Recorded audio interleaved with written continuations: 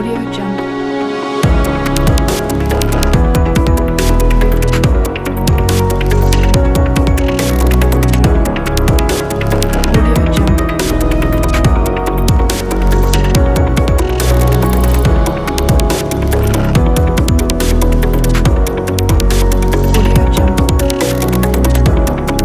Este día contamos con la presencia de Edmond Mulet. Edmond, aparte de ser un viejo amigo, porque le hemos seguido la pista desde hace muchos años, aparte de eso, pues se encuentra en Guatemala después de desempeñar un alto cargo en Naciones Unidas. ¿Hace ya cuánto, Edmond? Hace ya 4 años que Hace dejé 4 años. mis últimas funciones en Naciones Unidas. Que dejó su puesto en Naciones Unidas. Y entonces regresó a Guatemala y ha estado pues incursionando en el escenario político.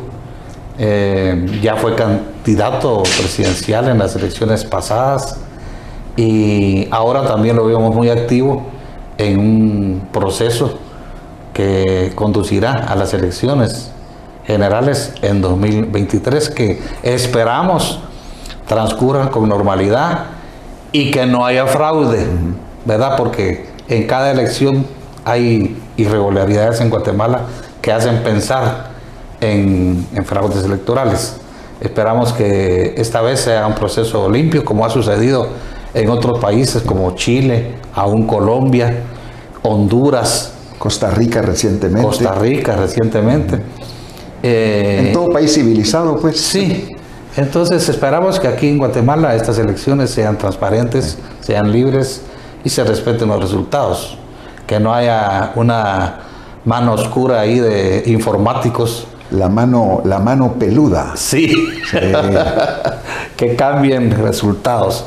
Pero bueno, bienvenido Edmond a este programa. Muchísimas gracias. Es un programa, El Búho se llama, opiniones y entrevistas. Y pues ese es el primer candidato que está por acá. Pues no soy todavía candidato. ¿Precandidato? Es que si yo me declaro candidato, entonces me acusan de estar haciendo campaña anticipada y me mandan al bote, delito. Sí, en fin, esta ley electoral que es algo terrible, ¿verdad? Entonces, soy secretario general del partido político Cabal. Muy bien, sí. Muy bien, muy buena aclaración.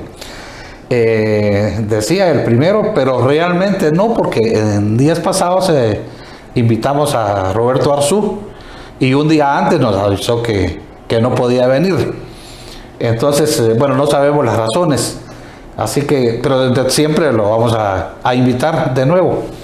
Pero algunos candidatos a veces se resisten a una entrevista seria, pues cuando no son arregladas, ¿verdad? Así que bienvenido, Edmond. Y quisiéramos preguntarte sobre tu cargo que estuviste en Naciones Unidas. ¿Qué nos puedes contar de nuevo sobre esa experiencia? ¿Cuántos años estuviste? ¿Qué hiciste y todo? Pues muy bien, muchas gracias. Un saludo también muy cordial para todas las personas que están viendo este muy importante programa y que se está proyectando realmente como algo trascendente a nivel nacional, porque necesitamos un poco más de este tipo de entrevistas, de intercambios, para que los guatemaltecos nos vayamos conociendo también. Lamentablemente la ley electoral actual, que fue faccionada hace algunos años por la mano peluda, entonces no permite que uno pueda expresarse, porque dice que uno se está promocionando y que eso es delito. Y una cosa, ¿en qué país estamos, pues? ¿En qué país estamos? Como que deberían estar encerrados, entonces. Una cosa, ya no puede uno ni opinar aquí en este país, algo terrible. Entonces vamos a, pues, si seguimos así en ese proceso de convertir Guatemala en una dictadura, lamentablemente. Pero ahí estamos en la lucha y preguntándome sobre el tema de Naciones Unidas, después de haber sido embajador de Guatemala en Estados Unidos y embajador de Guatemala en la Unión Europea, pues recibí una llamada de parte del secretario general de Naciones Unidas, se llamaba Kofi Annan en aquel momento, y no era él el que hablaba, sino alguien en nombre de él, y me decían que el secretario general estaba buscando a un latinoamericano con experiencia política. Yo había sido diputado, presidente del Congreso en Guatemala, con experiencia diplomática, había sido embajador en Estados Unidos, en la Unión Europea, y que hablara inglés y que hablara francés, para ser jefe de una misión para ir a pacificar Haití. Todos conocemos la historia trágica de Haití. Haití, que fue el país más rico y más desarrollado del Caribe. Haití llegó a ser el mayor productor y exportador de azúcar del mundo. Hoy en Haití, para ponerle una cucharadita de azúcar a la taza de café, la tienen que importar, ya no producen nada. En Haití se quieren comer un aguacate, lo tienen que traer de República Dominicana, ya no producen nada. Los niveles de miseria y de pobreza en Haití, yo ni en África he visto una situación así. En Haití hacen unas galletas de lodo, de tierra, y le ponen granitos de maíz o de trigo, y es lo que la gente se come para tener la sensación de que tienen algo en el estómago. A esos niveles ha llegado Haití. Sin embargo, fue el país más rico y más desarrollado. Hasta 1963, relativamente hace poco tiempo, el Producto Interno Bruto, el PIB de Haití, era superior al de República Dominicana. En Haití había producción, exportación, había infraestructura, había educación, salud, había turismo, todo caminaba bien. Y ahí entraron en un proceso, un camino que los convirtió en estado fallido. Y ahí, como eliminaron el ejército, eliminaron la policía, no hay sistema de justicia, no hay nada. Entonces son las maras y los grupos armados y las pandillas las que ocupan el país, se distribuyen el país esas maras, y a través de extorsiones, de robos, de asaltos, de violaciones, controlan el país. Y los haitianos migrando, saliendo, huyendo de ese horror, y no se iban para Australia precisamente, ¿verdad? Se iban para los Estados Unidos. Los Estados Unidos, muy preocupado, le propone al Consejo de Seguridad de la ONU una misión de mantenimiento de la paz de cascos azules para ir a pacificar y estabilizar Haití. Y andan buscando a alguien que se encargue de eso. Entonces yo conocí a Haití, yo había estado ahí dando pláticas y conferencias, contratado por la AID, por cierto, hacía algunos años, cada vez que habían elecciones en Haití, para ir a pláticas y conferencias a senadores y diputados haitianos. Yo conocía bien la historia de Haití. Entonces mandé como digo yo, mi ridículum a Nueva York, y había 20 candidatos para el puesto. Nos llamaron allá todos, y una señora muy seria y dos señorones ahí, una entrevista 1 hora en inglés y 1 hora en francés. Después de 3 días ya venía yo de regreso a Guatemala, como dicen, no se vaya, quédese porque Kofi Annan, el secretario general, lo quiere conocer.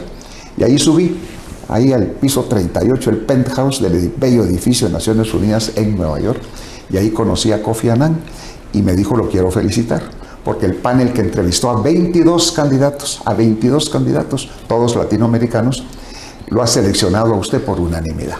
Entonces lo quiero felicitar. Así fue como yo llegué al sistema pues de Naciones Unidas, y ahí me dieron uno de los mandatos más robustos que el Consejo de Seguridad jamás haya dado a una misión de mantenimiento de la paz, de los cascos azules. Ahí me dieron 18.500 tropas de la India, de Pakistán, de Sri Lanka, de Jordania, de países francófonos africanos, pero sobre todo eran tropas latinoamericanas, porque ese se vio como un esfuerzo continental de sacar adelante al último de la clase, Haití. Entonces yo tenía tropas de Brasil, de Uruguay, de Argentina, de Chile, de Ecuador, de Bolivia, de Colombia, tropas guatemaltecas también, y fue un trabajo muy duro, muy duro. Aquí no hay tiempo para contar después los detalles, pero también problemas políticos, porque 2 meses antes de que yo llegara había asumido la presidencia de Haití un nuevo presidente que había sido electo en elecciones democráticas, y ahí al llegar yo a Haití con mis tropas a organizar esas operaciones, ahí averiguo y me doy cuenta que la base política, los activistas, los dirigentes del movimiento político que habían hecho que este señor René Preval ganara las elecciones, eran los jefes de las pandillas que yo tenía que ir a combatir. Entonces las relaciones con el presidente eran muy difíciles, muy tirantes. Me decían, no me toques a fulano, no entren a tal barrio, no vayan a tal comunidad, no vayan a tal pueblo. Y la tensión subía en Haití. A mí lo que más me dolía como jefe de la misión era estar parado frente a un féretro, depositando una corona de flores y enviando ese cuerpo a sus padres, a sus hijos, a sus familias, a sus esposas, porque hay que recordar que todas las tropas de Naciones Unidas, los cascos azules, son voluntarios. 34 veces lo tuve que hacer, solo para darte una idea de la intensidad que fue esa lucha en contra de las pandillas y todo. Fue muy duro. Pero después de 15 meses me presenté ante el Consejo de Seguridad de las Naciones Unidas y les dije, ustedes me pidieron que pacificara y estabilizara Haití. Aquí les entrego un Haití pacificado y estabilizado. Ahí arrestamos a más de 850 bandidos. Por supuesto que si me mataron a 34 de mis hombres, ya te imaginas lo que tuvimos nosotros que hacer también, porque era una guerra terrible. Era con AK-47, era una cosa tremenda. Y más que bandidos, eran enfermos mentales, esos mareros, esas pandillas, una cosa terrible, terrible. Y entonces ya para entonces, después de 15 meses de estar en Haití, había un nuevo secretario general, que se llamaba Ban Ki-moon, que era de Corea del Sur. Él me llama a Nueva York y me nombra subsecretario general de la ONU, encargado de todas las operaciones de mantenimiento de la paz en el mundo. Después del trabajo que había hecho en Haití, me nombran responsable y ahí ya no tenía 18.500 personas bajo mis órdenes, sino 130.000 personas bajo mis órdenes, de los cuales 93.000 militares. Era un cargo mucho más alto. Mucho más alto y responsable a nivel mundial. Tuve 26 misiones a mi cargo y el presupuesto que yo administraba era de 8.5 mil millones de dólares al año, más grande que el presupuesto de la República de Guatemala. Trabajo interesante, fascinante, desde Timor Oriental, en Kosovo, en Chipre, en Líbano, en países africanos, supervisando Haití también. Y ese trabajo lo hice durante 2 años y medio, hasta el 12 de enero del 2010, cuando fue el gran terremoto en Haití. Ese día murieron en Haití 316.000 personas y no quedó piedra sobre piedra, todo quedó pulverizado. Y el jefe de la misión en Haití, que me reemplazó a mí cuando yo me fui, murió. Y 102 de mis colegas y amigos con los cuales yo había trabajado también murieron. Y todo destrozado. Terrible. Entonces yo regresé al día siguiente del terremoto en un avión de la Guardia Costera Americana. Salí de una base militar de la Florida con perros de rescate y aterricé en medio de los escombros del aeropuerto de Puerto Príncipe. Y aquel presidente que no me dejaba actuar, ahí estaba esperándome. Cuando me vio se puso a llorar, yo me puse a llorar con él. Y me dijo, mira, yo no puedo, me dijo, yo no puedo. Aquí te entrego, hacete cargo, me dijo, hacete cargo. Presidente de la República de Haití, 316.000 muertos, todo destruido. Nunca se dirigió a la nación, nunca dio una conferencia de prensa, nunca un mensaje, nada. Una depresión profunda. Y lo tenía que ir a sacar de los escombros de su casa. Presidente, hagamos, volvamos. Menos mal había un primer ministro que más o menos funcionaba. Es lo más duro que me ha tocado hacer en la vida. Lo primero que ordené, porque teníamos una unidad conjunta de ingenieros militares chileno-ecuatoriana, una unidad conjunta, y al no más llegar, lo primero que hice fue ordenarles que excavaran las fosas comunes para depositar 316.000 cuerpos. Y en Haití, que tiene, desgraciadamente, solo 2% de su territorio de cobertura de árboles, ahí ahí no hubo respeto para el medio ambiente, destrozaron todo. Haití es un cascajo, es un desierto, es un pedrero, es una miseria. Los calores que hay en Haití, las epidemias que vinieron, bueno, la descomposición de los cuerpos fue algo horrible, horrible. Y no había dónde vivir, no había dónde vivir. Y en la base militar brasileña, en un contenedor me hicieron un cuartito de 2 metros, ¿qué cuartito? Un cubículo, 2 metros por 2 metros. Ahí me pusieron un catre y ahí adentro tenía yo una ducha. Y ahí viví durante 8 meses, porque no había dónde. Y a todos mis amigos de Naciones Unidas, primero recogiendo cuerpos y todo, pero algunos de los sobrevivientes y gente que traje conmigo dormían en carpas, en casas de campaña, en automóviles, no había dónde. Fue el trabajo más duro que me ha tocado hacer en mi vida, ese trabajo. Ahí estuve 18 meses en Haití haciendo ese esfuerzo, que ya no eran temas de paz y seguridad, sino en temas de ayuda humanitaria, y empezando a recoger escombros y todo, y una solidaridad internacional extraordinaria. Y después de 18 meses me vuelven a nombrar subsecretario general de la ONU, encargado de las operaciones de paz, comandante mundial de los cascos azules, el trabajo que había estado haciendo antes. Eso lo volví a hacer durante 5 años y medio. Y un día Ban Ki-moon me llama a Nueva York y me asciende al rango de secretario general adjunto de Naciones Unidas. Entonces mi despacho estaba al lado del secretario general. Secretario general adjunto. Ahí ya no me tocaba viajar mucho porque Ban Ki-moon viajaba bastante. Entonces yo me quedaba cuidando la tienda ahí. Pero un trabajo fascinante, supervisando, administrando todas las agencias, todos los fondos, todos los programas de Naciones Unidas. Realmente una experiencia fantástica. Y ya en diciembre de 2016 Ban Ki-moon entregó su cargo y yo también. Ya me regresé a Guatemala. Y en abril de ese 2017 el nuevo secretario general, Antonio Guterres, portugués, me llama, y me pide que regrese a Nueva York para hacerme cargo, para ser jefe de un mecanismo para investigar el uso de armas químicas en la guerra en Siria. Y esa fue mi última función en Naciones Unidas, un trabajo también muy triste, muy frustrante, muy frustrante, pero ahí demostré con pruebas científicas que el responsable de la fabricación y uso de armas químicas en la guerra en Siria es el presidente Bashar el-Assad de Siria.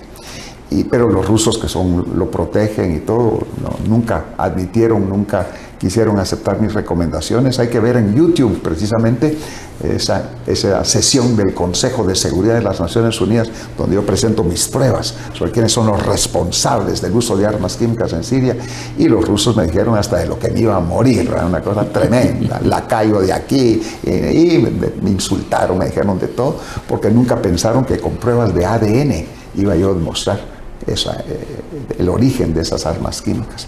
Entonces ahí fue cuando concluí mis funciones pues a nivel de Naciones Unidas. En el tema de Haití, con base en tu experiencia, lo que viviste, lo que conoces, ¿por qué Haití es un país que no se levanta, que no progresa? Algunos lo atribuyen a los estadounidenses, a los franceses, a los... Bueno, Haití tiene una historia muy complicada, en efecto, pues es el primer país de América Latina que se independiza, la primera república negra también, en 1803. Después de la independencia, Napoleón envía tropas para recuperar Haití y los haitianos dominan a las fuerzas napoleónicas y francesas. Y ahí Francia impone una compensación económica sobre Haití. De trillones de dólares de la época, que Haití se pasó muchísimas décadas, más de 100 años. Cada haitiano pagó esa deuda, y esas deudas las negociaban los bancos estadounidenses, los bancos ingleses y todo, con grandes intereses. Fue una carga enorme sobre Haití. Y ahí Estados Unidos también intervino en Haití, como lo hizo en muchos otros países de la región en la época, como lo hizo en Nicaragua, lo hizo en Panamá, lo hizo en Puerto Rico, también lo hizo en Haití. Había ya a principios de 1900 problemas ya en Haití. Después la cosa se estabilizó y Haití pues llegó a ser muy próspero, un país muy avanzado. Ahí hubo científicos, médicos, literatos, gente de primerísimo nivel. Pero ahí entraron en un proceso de degradación que los convirtió en un estado fallido. Y ahí cuando yo examinaba un poco la historia, raspaba un poco el pasado, no solo de Haití, sino esos otros 26 países que me tocó administrar y supervisar, porque ese era mi trabajo en Naciones Unidas, era administrar y supervisar estados en crisis y estados fallidos. Ese era mi trabajo. Y en todos esos, igual que en Haití, en algún momento de su historia hubo Estado de Derecho, hubo producción, hubo infraestructura, educación, salud, oportunidades, y por una u otra razón cada uno de esos países entró en ese proceso de degradación. Y ahí es donde a mí me entra no la preocupación, sino la angustia. Donde yo veo, yo profundamente preocupado, que es exactamente el mismo camino que Guatemala lleva. Yo inventé un formulario virtual.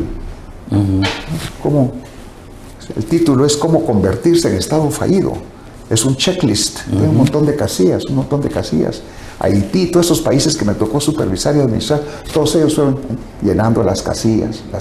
Es exactamente el mismo formulario que Guatemala está llenando, y vamos en un proceso de degradación. Y aquí noto y veo, igual que en Haití en su momento, igual que en todos esos países, que las élites de esos países, élites políticas, élites económicas, élites religiosas, élites de toda naturaleza, nunca jamás sospecharon que su país iba a convertir en Estado fallido, nunca lo pensaron, sin embargo sucedió. Igual que en Haití, en todos estos países, igual que en Guatemala, es que como que un símil. En la mañana, en el desayuno, en la tacita de café, de un gotero le ponemos dos gotitas de cianuro, de veneno, y nos tomamos nuestra tacita de café, ¿verdad? Y no nos damos cuenta, y ahí todos los días esas dos gotitas, y el cuerpo se está degradando y uno no se da cuenta, se está degradando, hasta que llega un momento en que el cuerpo social o el cuerpo humano ya no aguanta. Pero cuando ya se reacciona, ya es, como dicen ahí en Estados Unidos, too late. Demasiado tarde para reaccionar. Y cuando vemos que los números no mienten, las cifras no mienten, Guatemala va en ese proceso acelerado de desinstitucionalización. Sí. Llevamos 3 años sin elegir magistrados de salas de apelaciones y magistrados de Corte Suprema de Justicia. Guatemala es el único país del mundo, y a mí me cuesta tanto decirlo y repetirlo, y sin embargo es cierto. Ahí están los números.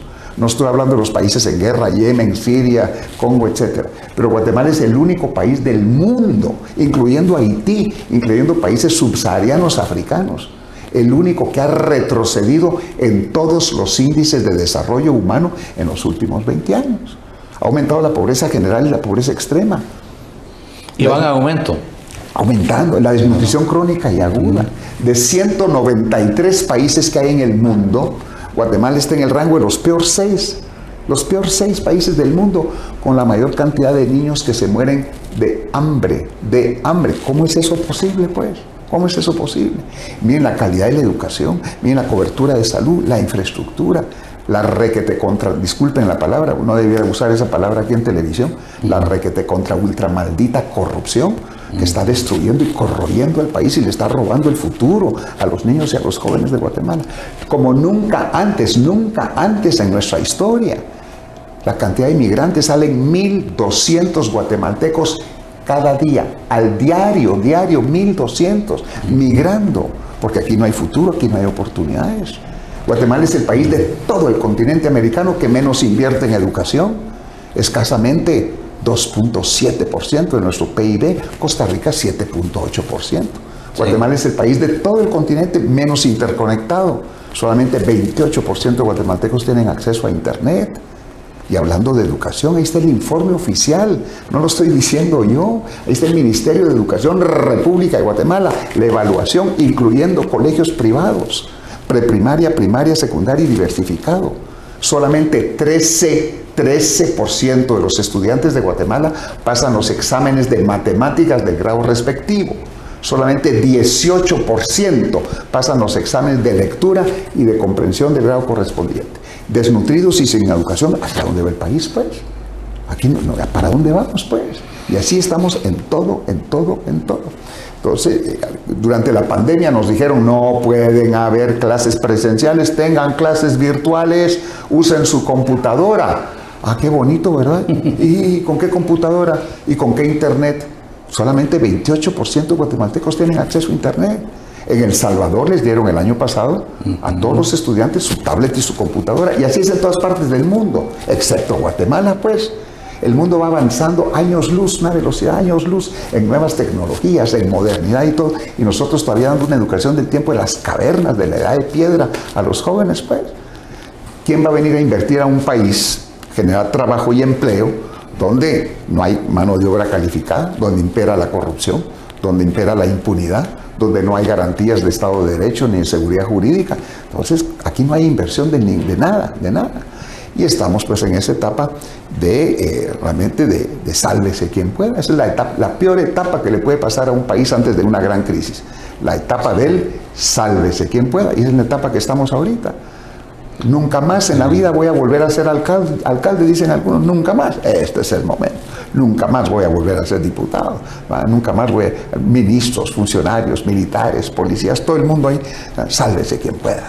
Ya no pensamos ni en la comunidad, ni en el país, ni en la república, pues. Y ahí vamos en ese proceso de suicidio colectivo, que vamos ahí degradándonos. Y hablando del medio ambiente, yo les contaba que Haití tiene solo 2% de su territorio con cobertura de árboles.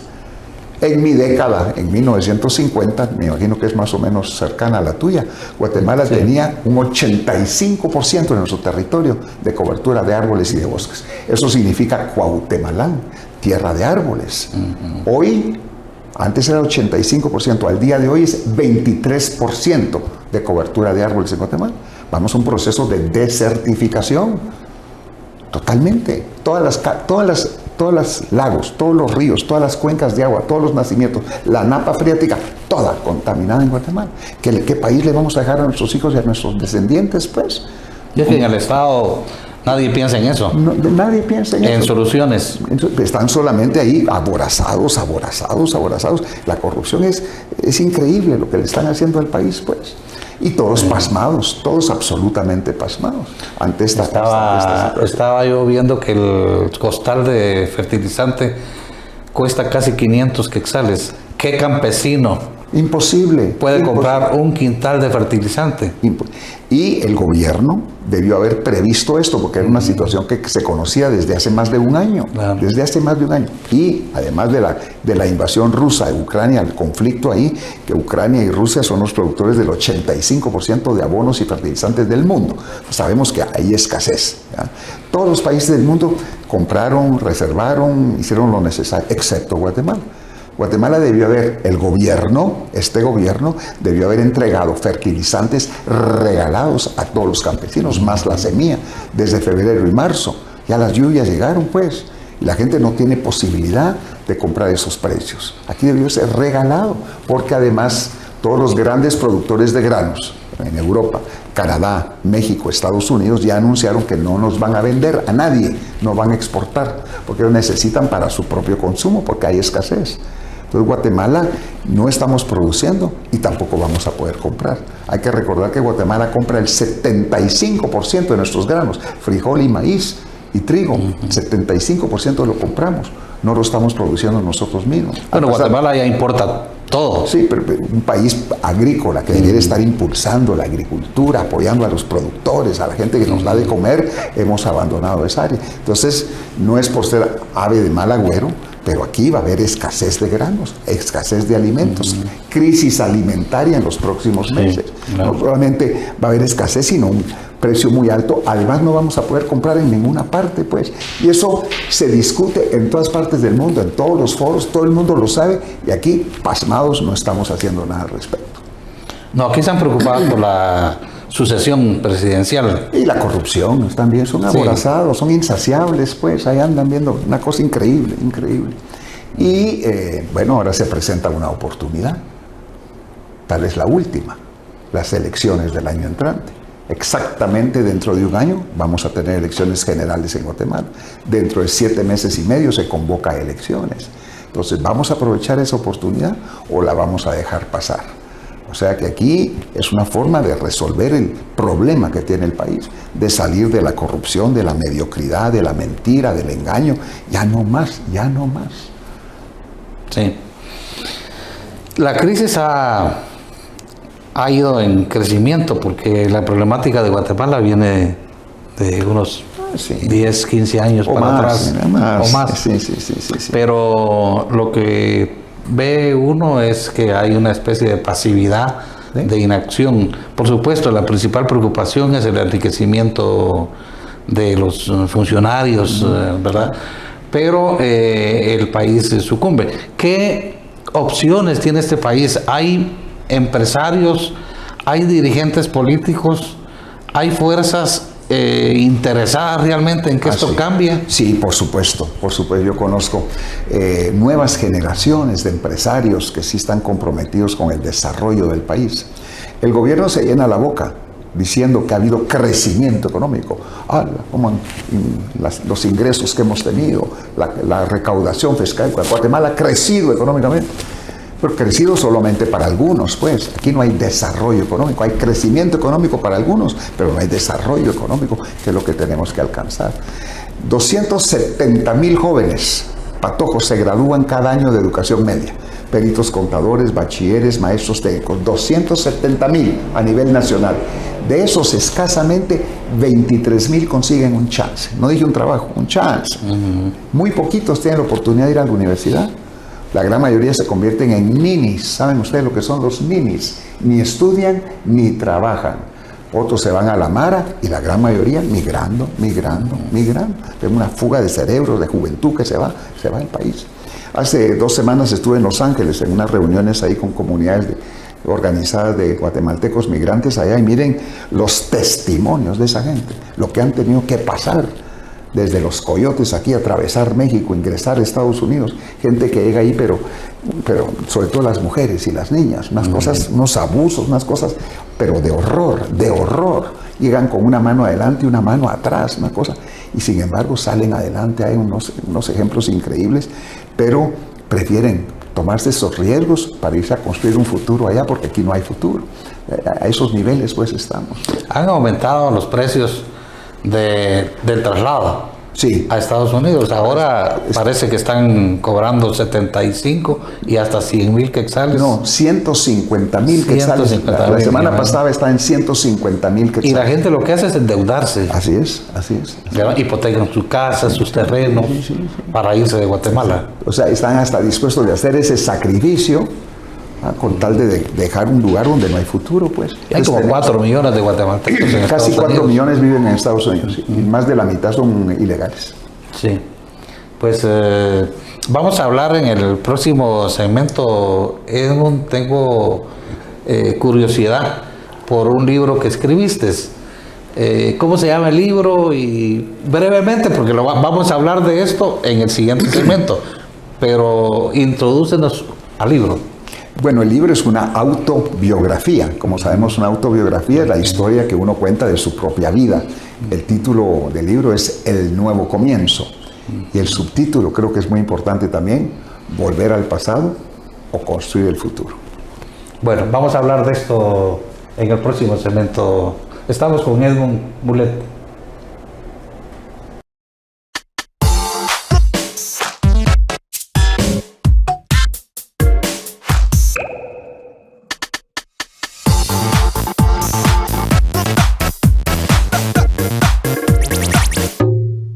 Seguimos con Edmund Mulet y estábamos hablando sobre tu libro. Y quisiéramos que nos cuentes un poco sobre el contenido. Pues muchas gracias. Sí, en efecto, el año pasado, en octubre, salió a luz este libro, una autobiografía, en donde cuento mi historia, mi vida, dónde nací, mis relaciones de familia con los padres, secretos de familia también. Cuento cuando yo empecé a trabajar, mi primer trabajo fue a los 10 años de edad. Yo trabajaba en los talleres del Diario de Centroamérica como aprendiz ahí. Y uno es bueno en la vida para algunas cosas y pésimo para otras, pues, ¿verdad? Entonces yo era bueno para literatura, ortografía, historia, filosofía, esas cosas que no sirven para nada. Y era pésimo para matemáticas, física, química, esas cosas tremendas. Y tu papá fue periodista, Mi papá ¿verdad? fue periodista también, sí, así es. Y entonces, después me nombraron ayudante de corrector de pruebas, después fui corrector de pruebas, después fui redactor, después fui reportero, después llegué a ser jefe de redacción, después fui columnista en muchos medios de comunicación escrita en Guatemala. Entonces, cuando a mí me preguntan, bueno, ¿y usted qué es? Lo primero que a mí me nace decir, ¿verdad? Como te ha pasado a ti también, soy periodista, porque lo lleva uno, la tinta la lleva uno ahí en las venas, ¿verdad? Ya no lleva uno sangre, sino tinta. Y ahí cuento pues, como mis estudios en el Instituto Adolfo Béjol Central, en donde me gradué, después en estudios de Derecho en la Universidad Mariano Gálvez. Le dedico también varias páginas del libro a la guerra, al conflicto interno, 36 años de guerra en Guatemala. Y a veces doy pláticas y conferencias a jóvenes en Guatemala, en universidades y colegios, y les menciono la guerra en Guatemala y se me quedan viendo como que yo estuviera hablando de la guerra de las galaxias. Las nuevas generaciones ni enteradas están de lo que pasó en Guatemala, ¿verdad? Yo les digo, miren, aquí hubo 200,000 muertos, pues. Aquí 80,000 viudas, 300,000 huérfanos, decenas y decenas de miles de guatemaltecos viviendo en campamentos de refugiados del otro lado en la frontera en México, del otro lado en Honduras, pues. Y aquí la gente ni entera. Yo les digo, miren, pregúntenle a sus papás, pregúntenles a sus abuelos. Aquí todos los guatemaltecos sufrimos de alguna u otra manera. Muchos de mis compañeros del Adolfo Hall, como relato en mi libro, pasaron a la escuela politécnica y se hicieron oficiales, recién graduados. Patojos de 20, 21 años, subtenientes, porque ahí estaban acelerando la graduación en la escuela politécnica. Recién graduados los mandaban a la montaña a pelear. Y ahí cayeron en emboscadas, en la lucha contra la guerrilla. Yo tenía que ir a sus velorios y a sus entierros. Y por el otro lado, ¿cuántos de mis compañeros periodistas, reporteros de muchos medios de comunicación, desaparecidos, asesinados, torturados, una cosa tremenda? Y entonces polarización horrible, espantosa en Guatemala que se estaba viviendo. Y con el licenciado Alejandro Maldonado Aguirre, cuento en el libro, fundamos un partido político, se llamaba el Partido Nacional Renovador. Y como yo vivía en San José Pinula, y mi primera participación electoral fue en 1982. La mayor parte de las personas que nos ven en este programa todavía no habían nacido en 1982. Yo fui candidato a diputado por los municipios de Guatemala y gané. Y el 22 de marzo de 1982, en lo que se llamaba entonces el registro electoral, me dieron mi credencial de diputado electo. Yo feliz, imagínense. Pues alegría duró pocas horas. Ya tenías inmunidad. No era lo que se buscaba en aquella época, como buscan ahora algunos, ¿verdad? Pero al día siguiente fue el golpe de Estado de Ríos Montt. Y entonces anularon y cancelaron la elección. Y me quedé con los colochos hechos. Y después participé para las elecciones de la Asamblea Nacional Constituyente en 1984, siempre viviendo yo en San José Pinula. Y perdí por 300 votos. Qué cólera. Entonces, cuando uno pierde por un montón de votos, uno se resigna, dice, bueno, así son las cosas. Pero cuando uno pierde por un pocos votos, uno se dice, ay, pero cómo no fui a tal comunidad, cómo no fui a tal reunión, cómo no me desvelé un poquito más, cómo, ay, se queda uno ahí realmente muy, realmente, no haber preocupado por no haber hecho lo necesario, ¿verdad? Ya después ya había surgido la Unión del Centro Nacional, fundada por periodista Jorge Carpio Nicol, la UCN, la buena, la original, no la última, esta de malandrines que ha estado circulando últimamente. Y ahí participé de nuevo por los municipios de Guatemala y gané. Fue el inicio de la era democrática en Guatemala, Vinicio Cerezo presidente. Me reelegí en 1990, me reeligieron en 1990 y en 1992 fui electo presidente del Congreso de la República. Yo tenía 39 años. Al año siguiente ya me nombran embajador de Guatemala en Estados Unidos, yo tenía 40 años. Y después ya fui embajador de Guatemala en la Unión Europea y lo que conté anteriormente, todo mi recorrido en todas esas funciones diferentes en Naciones Unidas. Entonces todo esto lo relato en el libro. Pero yo recuerdo... Y hablo también mucho en el libro del racismo, ¿verdad? De la situación tremenda en Guatemala, mis experiencias frente al racismo en Guatemala, que es otro elemento que no le hemos metido el diente ni enfrentado como debiera ser. Y el hilo conductor del libro es... precisamente por eso se llama El Nuevo Comienzo. El título del libro es El Nuevo Comienzo. Y volver al pasado o construir el futuro. Porque yo escucho ahora voces de odio, de rencor, de confrontación, de división, de polarización, que nos regresan a ese pasado, que yo no quiero que volvamos a ese pasado. Guatemala tiene un potencial para salir adelante como no lo tiene ningún otro país del mundo. Ninguno. Es increíble nuestro clima, nuestra diversidad cultural, nuestra gente, nuestras culturas, nuestros recursos naturales, nuestros 2 océanos. Somos el único país del mundo, que tiene una frontera común, pegados ahí al mercado de consumo más grande del mundo, México, Estados Unidos, Canadá, el NAFTA, nuestras ventajas competitivas. Hemos heredado de nuestros ancestros una joya. Y en lugar de protegerla y de pulirla, ahí la estamos destruyendo y martillando. Hablábamos del tema del medio ambiente, la porquería, la suciedad, la basura, la contaminación por todas partes. Ya lo vemos, es increíble la reacción de la gente. Recorriendo el país ahora con mis compañeros en la organización del Partido Político Cabal, yo ya conozco la respuesta y la reacción. Yo les digo, miren el basurero, miren la basura, miren. ¿Saben cómo me responden? Ah, sí, hay basura ahí, ¿verdad?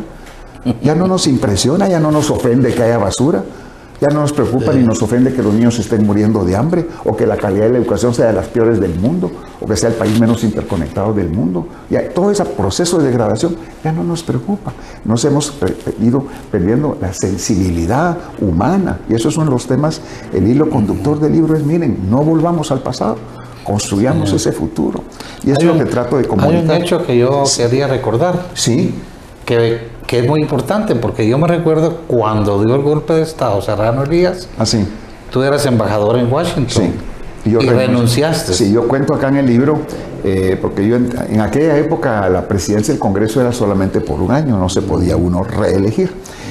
Fue Ríos Montt, cuando es electo presidente del Congreso, modifica la ley para él reelegirse y se quedó ahí 4 años, y desde entonces muchos presidentes del Congreso se han reelecto. En aquella época no era así. Entonces, aunque éramos de partidos diferentes, Jorge Serrano Elías presidente de la República me pide que yo me vaya embajador a los Estados Unidos. Pero ahí estuve con mi esposa y mis hijos pues muy felices, pero esa felicidad duró 4 meses, porque el 25 de mayo de 1993 fue el autogolpe de Jorge Serrano. Entonces no me quedó más remedio que renunciar. Le mandé una carta a Serrano y le decía, mire, yo no puedo acompañarlo en esta situación. Todo lo que nos había construido, o sea, costado, vidas, costado, construir esa nueva constitución, una corte de constitucionalidad, un tribunal supremo electoral independiente, antes la corte, el presidente de la Corte Suprema de Justicia era nombrado por el presidente de la República antes. Entonces todo eso se cambió y de un manotazo Serrano mandó a volar todo, algo tremendo. Entonces no me quedó más remedio que renunciar y le dije que en nombre de las fuerzas democráticas y constitucionales de Guatemala tomaba posesión de la embajada, y así fue, tomé posesión de la embajada y coordiné a nivel internacional esa resistencia. Le llamé, creé una institución que se llama Resistencia Internacional Guatemalteca Organizada, siglas RIGO, y eso irritaba a Serrano profundamente, ¿verdad? Y bueno, pasó la crisis y Ramiro de León Carpio, que era procurador de los derechos humanos, electo por el Congreso para completar el periodo presidencial de Jorge Serrano, me vuelve a nombrar a mí embajador en Estados Unidos. Entonces ahí estuve 4 meses, después un mes no, y después otra vez sí. Sí. Recuerdo yo ese suceso que en esos momentos fue muy determinante. Yo estaba en Costa Rica cuando supe de la renuncia del embajador de Guatemala en Washington, en protesta por el autogolpe de Serrano Elías. Pues, y aquí menciono pues el tema de la corrupción que ha estado presente en Guatemala mucho tiempo y que tenemos que seguir, y ahora es peor que nunca, tenemos que combatir. Antes los oficiales del ejército y los diputados al Congreso teníamos el derecho, que la gente no recuerda, a la famosa franquicia, y podíamos importar vehículos, comprar vehículos sin pagar impuestos y comprar alcohol, licores sin pagar impuestos. Sí. Yo nunca usé eso porque me parecía una aberración. Al día siguiente de tomar posesión de la presidencia del Congreso, el oficial mayor me llega a ver a mi despacho y me dice, mira, presidente, te vengo a recordar lo de las franquicias. Sí, le dije yo, las franquicias de automóviles y de licor. No, me dijo, yo te hablo de la otra franquicia. ¿Y cuál es la otra franquicia? Me dijo, a la que tienen derecho los 3 presidentes de los 3 organismos del Estado. El presidente de la República, el presidente del Congreso y el presidente de la Corte Suprema de Justicia tienen derecho a franquicia ilimitada. Y pueden comprar e importar lo que quieran sin pagar impuestos. Vehículos, maquinaria agrícola, mobiliario, aparatos eléctricos, lo que quieran, sin pagar impuestos. Yo le dije, pero yo no estaba enterado de eso, yo no sabía. No, me dijo, se maneja de manera muy discreta, pero está en ley y todos lo han utilizado. Y ahora que sos presidente de uno de los organismos del Estado, pues te vengo a informar. Ay, dije yo, eso no puede ser. Entonces hablé con el ministro de Finanzas de la época, Richard Likenhead.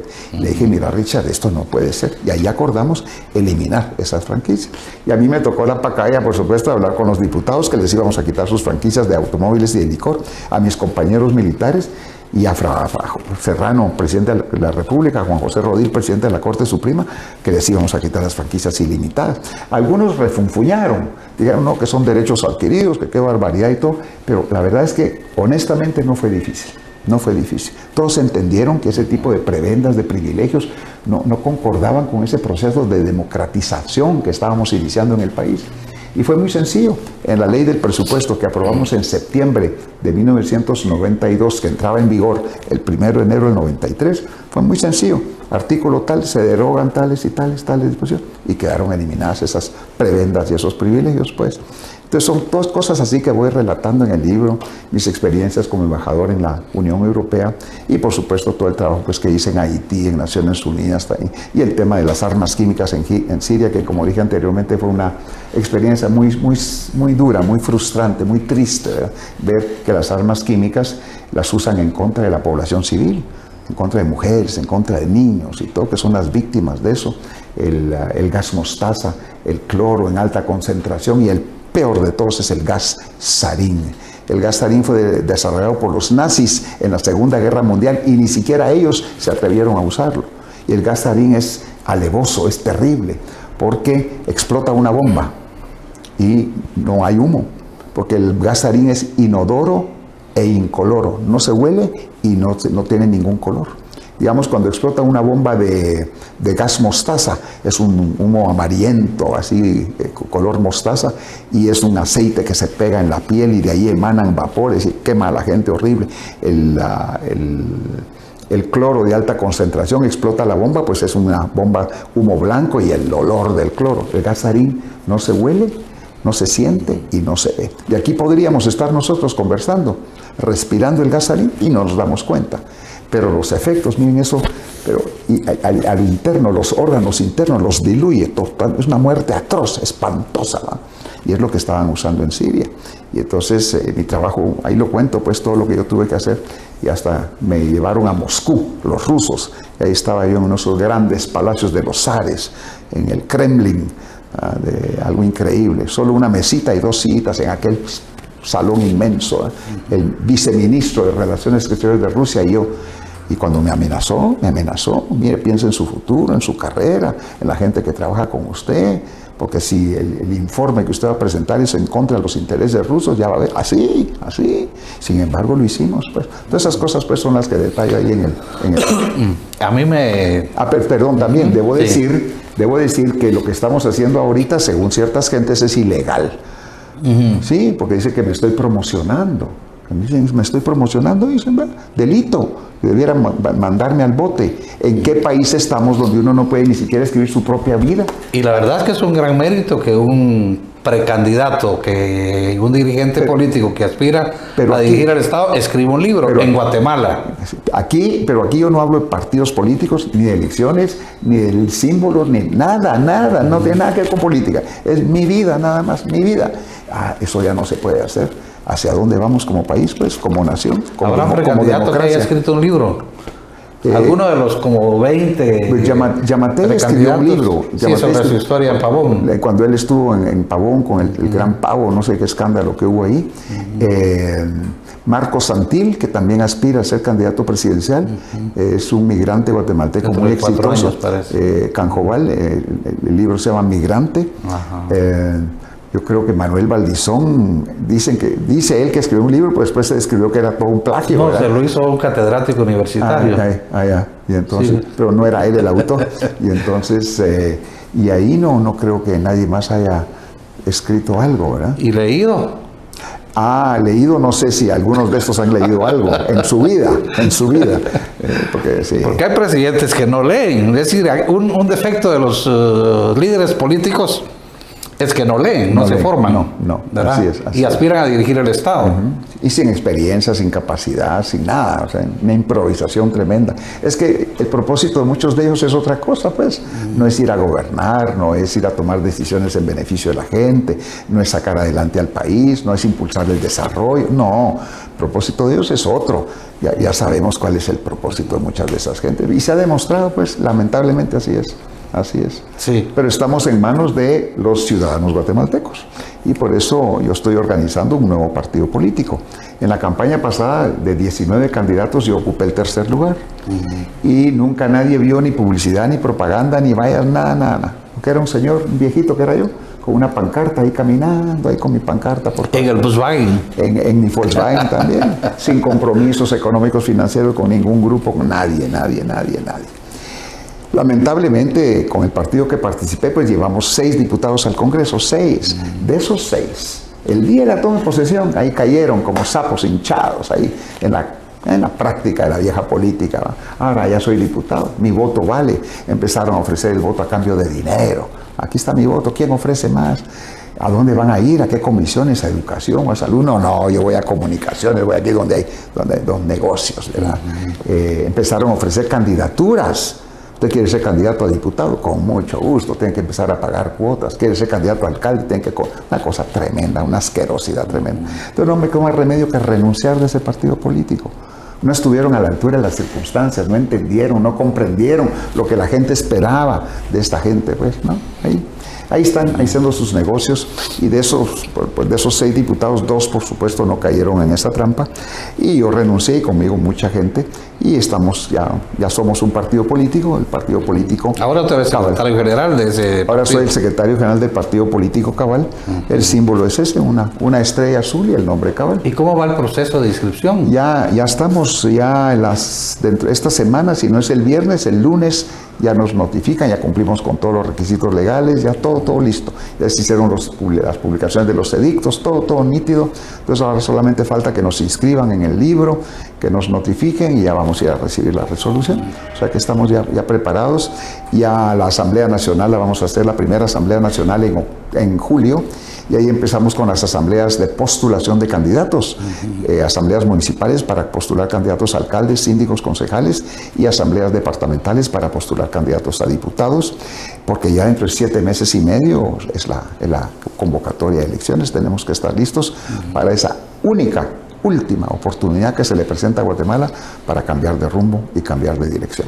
¿Cómo ves este tema de la campaña anticipada, que a veces el Tribunal Supremo Electoral acusa a algunos candidatos? Creo que te mandaron una carta a ti, no a todos, porque no a todos les mandan, y todos están en campaña. Así es.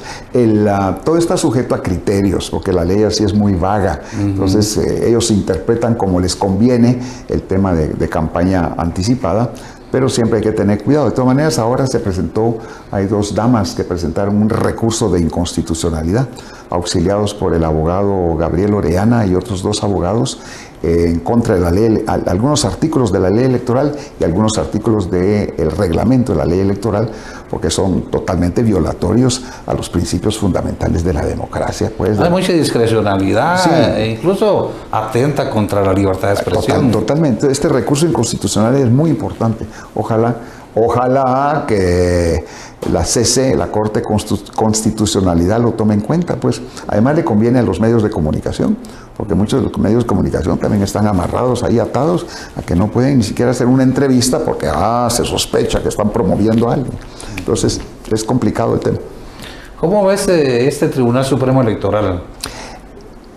Debo decir que comparado con el anterior es mejor, ¿verdad? Porque yo ahí en el anterior sí era muchos intereses, muchos problemas, falta de nivel técnico.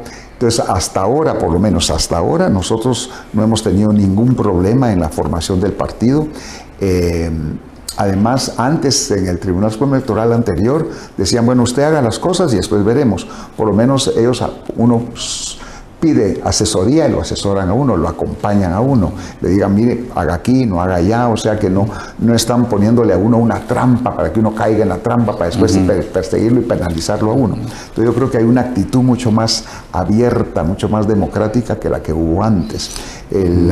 Y en los funcionarios también, como digo, ya vamos pues en la fase final de la aprobación del partido político Cabal y no hemos tenido pues mayor obstáculo más que la burocracia normal, los trámites, los tiempos, los plazos, que es lo normal, pero no ha habido ahí ninguna intención de bloqueo o de manipulación o para nada. Y en las visitas a los departamentos, ¿cómo has percibido la actitud de la gente? ¿Hay credibilidad todavía? Ese es un elemento preocupante porque a donde uno va la gente ya no cree en nada ni en nadie. Es un nihilismo tremendo. Y con razón, porque los políticos no han sido congruentes entre lo que dicen y lo que hacen.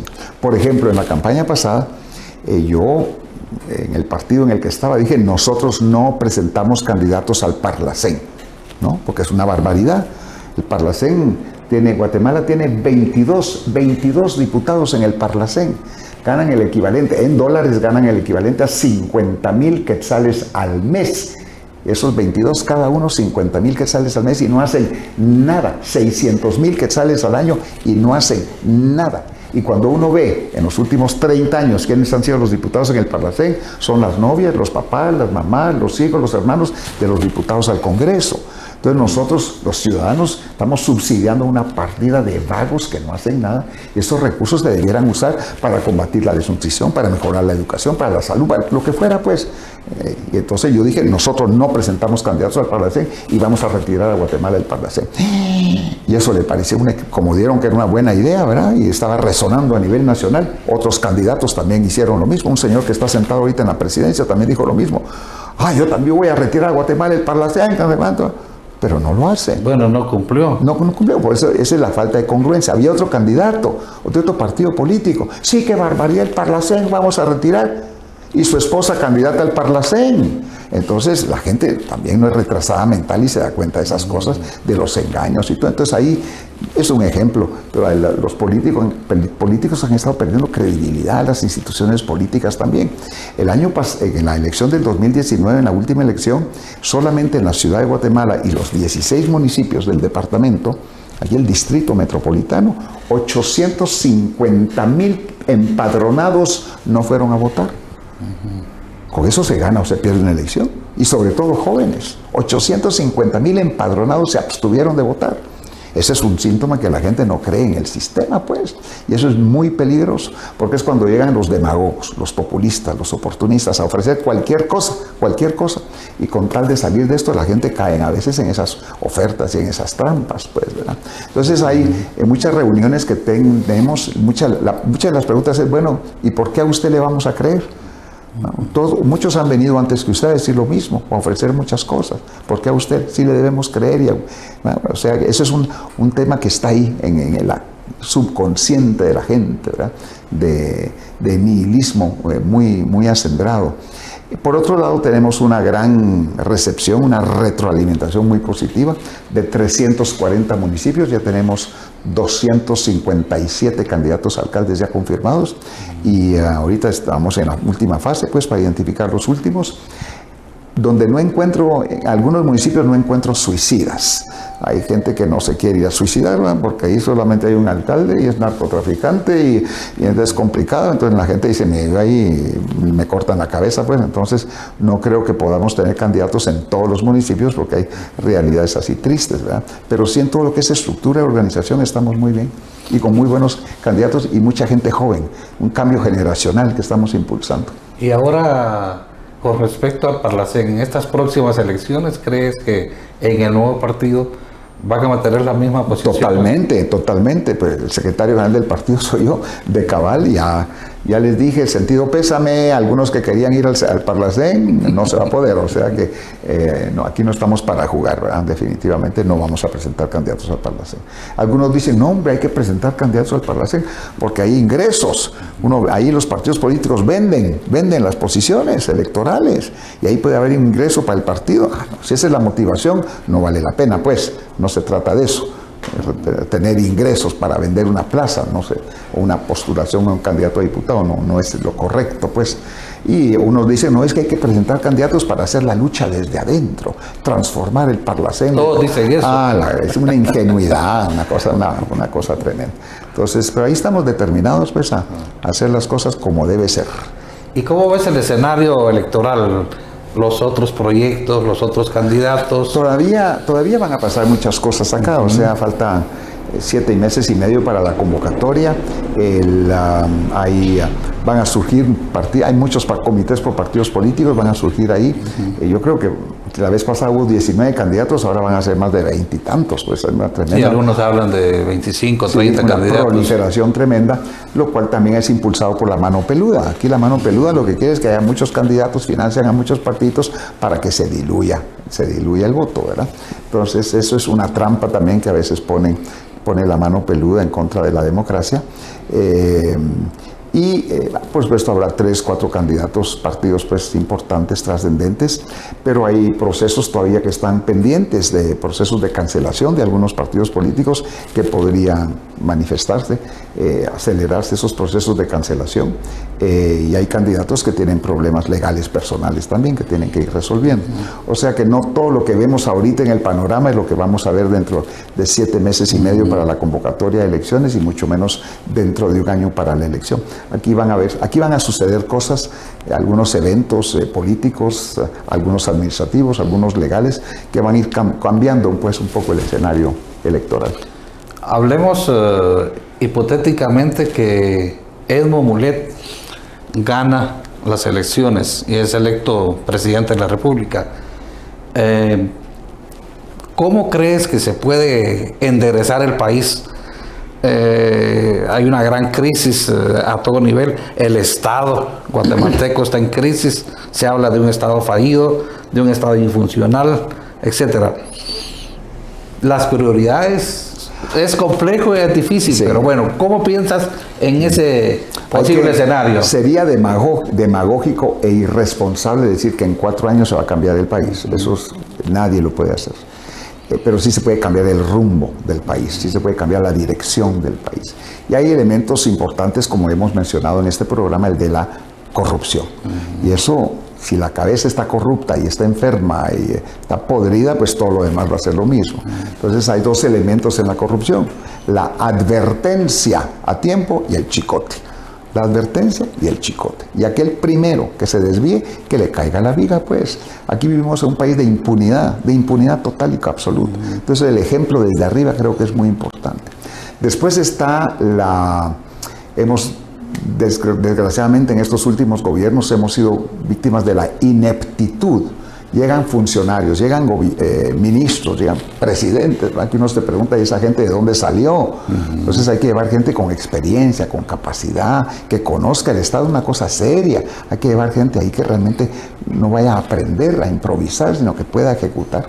Para robar son muy excelentes, para ejecutar son una nulidad. Lo vimos en la ejecución del presupuesto el año pasado. Algunas unidades y algunos ministerios, cero ejecución. Entonces tenemos que llevar gente ahí que sepa y que conozca. Y tenemos, pues gracias a Dios, muy buena gente. Tenemos más de 2,000 y pico, 2,700 y pico profesionales trabajando en las mesas temáticas y en las mesas estratégicas, pues, del plan de país también. O sea que ahí vamos a tener gente realmente capacitada para eso. Entonces tenemos que, como es, nuestra visión en este momento, nuestra misión en este momento es 0 corrupción, 0 ineptitud y 0 mentira y engaño. Hemos sido objeto de mentira y engaño, pues, todo el tiempo. Tenemos que empezar con eso para transformar el resto del país. El proceso también de reinstitucionalización del país, que cumplamos con el mandato constitucional de tener magistrados de salas de apelaciones y Corte Suprema de Justicia, que no tenemos, para empezar, pues. Y Guatemala está perdiendo de nuevo grandes oportunidades de inversión internacional. Sabemos que solamente con inversión nacional e internacional se pueden generar trabajo y empleo y desarrollo económico. El objetivo que nosotros tenemos es el desarrollo económico del país, la modernización del país, la digitalización del gobierno, el gobierno electrónico, que eso también reduce los niveles de corrupción. Pero estamos muy motivados. La retroalimentación, como contaba hace un rato, que recibimos a nivel nacional es muy positiva y estamos ahí muy animados y como decía mi maestro Alejandro Maldonado Aguirre, ¿verdad? Tenemos clara la mente, tenemos limpio el corazón y anchas las espaldas. Sí. Las relaciones con Estados Unidos se han deteriorado mucho, ¿verdad? No solo con Estados Unidos, es un proceso de aislamiento internacional que tiene sus efectos negativos para el país, pues, o sea, ¿qué gran corporación internacional que se quiere beneficiar del mercado común centroamericano va a venir a invertir a Guatemala, a crear empleos, a poner su fábrica, a crear servicios aquí? Nunca. Van a Costa Rica, van a Panamá, República Dominicana, El Salvador. Al final se benefician del consumidor guatemalteco. Guatemala es el país más grande de toda la región. Sus productos y sus servicios los vamos a consumir aquí, pero la fábrica y la empresa no la ponen aquí, la van a poner a otra parte. Porque entonces y aquí no se está generando trabajo ni empleo porque no hay confianza, no hay seguridad jurídica. Y el tema de la corrupción. ¿Quién quiere venir a un país donde impera la corrupción y la impunidad? Pues, entonces son cosas que tenemos que romper. Ahora que está la crisis desde hace algún tiempo y tensiones entre China y los Estados Unidos, más el tema del alto costo del transporte marítimo, de los contenedores, que con los 3 últimos años con la pandemia se agravó profundamente. Muchas de esas empresas europeas o americanas que tienen sus fábricas, que tienen sus inversiones en China, están buscando a dónde relocalizarse. Entonces, por ejemplo, Chile, Ecuador, Perú, Colombia, Costa Rica, Panamá, El Salvador, todos están haciendo gestiones ante esas empresas para que cuando salgan de China se vengan a instalar en sus países. Todos han hecho de todo y están logrando grandes éxitos, excepto un país que no ha movido un dedo para promover la inversión hacia Guatemala. en Guatemala, no lo ha hecho. Entonces estamos de nuevo perdiendo, el tren nos va a dejar. De nuevo, otra vez, pues una oportunidad perdida. Y Guatemala tiene esa enorme y gran ventaja que tenemos una sobreproducción eléctrica. Por ejemplo, República Dominicana, cualquier casa, cualquier negocio, cualquier tienda, cualquier fábrica necesita tener su propio generador, porque no hay suficiente energía eléctrica y hay cortes todo el tiempo. En República Dominicana no generan energía eléctrica. Entonces, eso es un alto costo, aumenta el costo de producción, complica las cosas. Guatemala tenemos un surplus de energía eléctrica, es una gran ventaja para inversionistas que quieran venir al país, pero no lo estamos gestionando, no tenemos esa visión, como tampoco pudimos anticipar el tema de la hambruna que se viene, del alto costo de los combustibles, del alto costo de los fertilizantes, que muchos otros países lo han ido. ¿Por qué Guatemala tiene los fertilizantes más caros de toda la región? ¿Por qué Guatemala tiene los combustibles, la gasolina y el diésel más altos de toda la región? ¿Por qué Guatemala tiene las medicinas más caras del mundo? Del mundo. Del mundo. Tres veces más caras que en El Salvador, Honduras, Belice, que en todas partes del mundo. Así es. La gente está yendo a comprar sus medicinas a México y a El Salvador. Así es, yo tengo amigos, familiares que lo hacen. Pues muchas gracias, Edmund. ¿Tu libro? ¿Cómo se llama el libro? El nuevo comienzo. El nuevo comienzo. El nuevo comienzo. Volver al pasado o construir el futuro. Esa es nuestra opción. Bueno, pues muchas gracias. A ti, gracias por la oportunidad, ha sido un gran gusto. Igualmente. Gracias. Gracias.